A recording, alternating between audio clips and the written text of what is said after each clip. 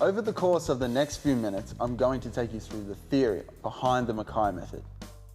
As I mentioned earlier, the theory was established on 88 keys, but don't worry if your keyboard is smaller, the method will still work. For those of you with full-size keyboards, feel free to repeat the following steps or just watch and listen. Throughout this DVD, I will use color coding and animation to point out significant keys or groups of keys.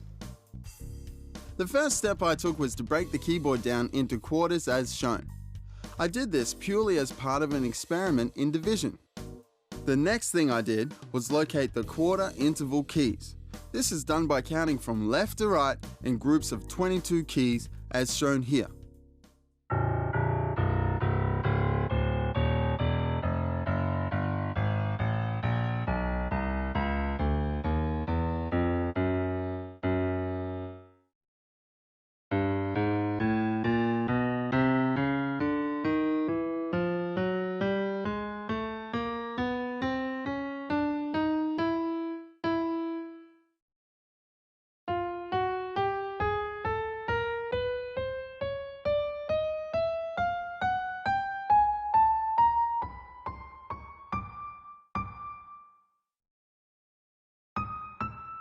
Once I had isolated the keys 22, 44, 66, and 88, I started to look for some kind of connection or relationship between them.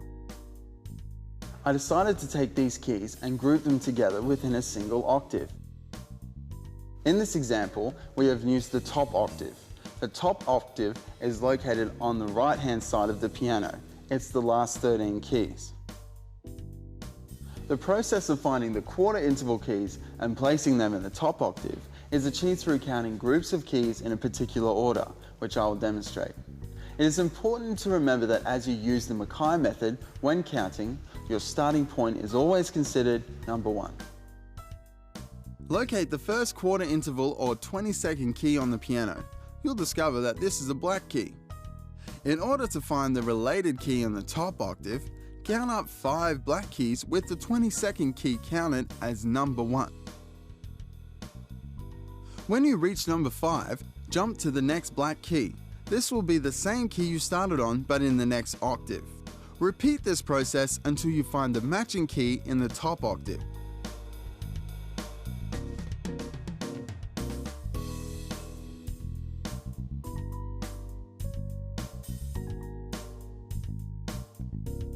Remember its position.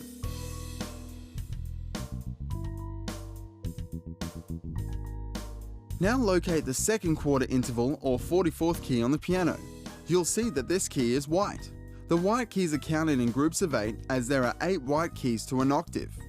With the 44th key counted as number 1, count left to right 8 white keys.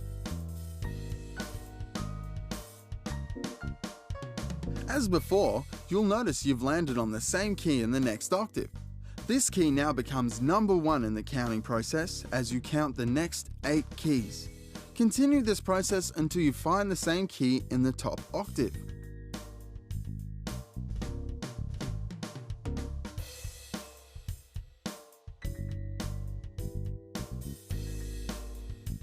The counting process is the same for quarter interval 3 or key 66.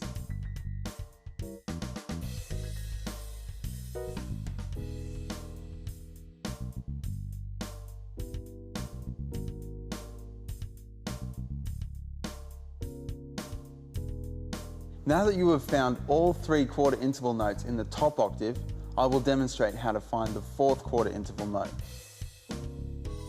As the 88th key is the last on the keyboard and is already in the top octave, to find its related key in this instance, we must count backwards. As with the other white keys, count one group of 8, but this time from right to left. Be sure to include key 88 as number 1 in the count. The key you land on is the 4th quarter interval in the top octave. So now that we have found all the quarter interval keys in the top octave, I can demonstrate their significance. These 4 keys have not 1 but 2 attributes that change the way I looked at the piano. Traditionally, when anyone sits at the piano, they consider the piano to start at the left. I always considered the left to be the bottom for two reasons. One, the sound was low, and two, I, like most people in Western society, was taught to read from left to right. It only makes sense the piano should work that way. The quarter interval keys reveal a direct contradiction to that way of thinking, one that allows anyone far greater ease of understanding and comprehension of the piano as a whole. If we examine the 4 quarter interval keys in the top octave and give them the number values of the actual interval keys, this is what we see.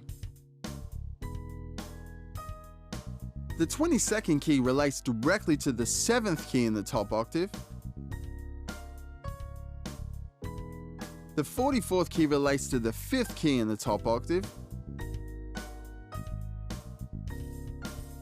The 66th key relates to the 3rd key. And the 88th key relates to the 1st key in the top octave. As you can see, the 4 quarters of the piano have been reversed through their related keys in the top octave. In order of occurrence, 88 is first, 66 is second, 44 is third, and 22 is last. The Mackay method suggests that this fact indicates the true flow of a piano, or any keyboard for that matter, is from right to left. The other discovery that I made while examining the quarter interval keys in the top octave is that they landed on numbers 1, 3, 5, 7 within any octave. If you count up these numbers, they give us a grand total of 16, another number divisible by 8, and I was pretty sure that that was no coincidence.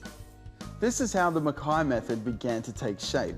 Once again, the numbers were relating to 8. The next step I took was to look at the piano in the new direction that I had discovered. I began counting keys and octaves from right to left. Right from the beginning, this made sense, because the first key on the keyboard was now a C. And traditionally, octaves are started at the C note. As I counted down through the keys, I found I had 3 keys remaining after the last octave.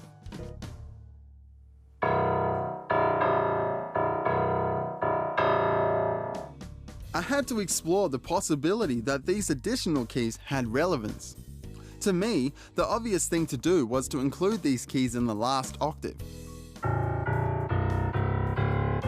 In doing so, I realized that the number of keys in my octave now equaled 16. There's that number again. This is where I developed the theory that the 16 keys held a code that directly related to the 88 keys on a piano. That code is simple, 8 plus 8. The new octave that I have named the Mackay octave will hold 2 related chords joined by a single root note across its span.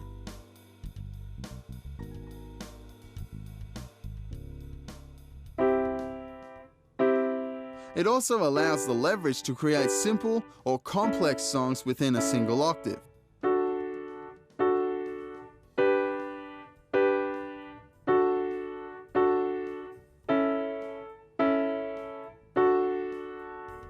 It's for this reason that I've named the 3 spare keys at the end of the piano leverage keys. These leverage keys can be applied to any octave on the keyboard.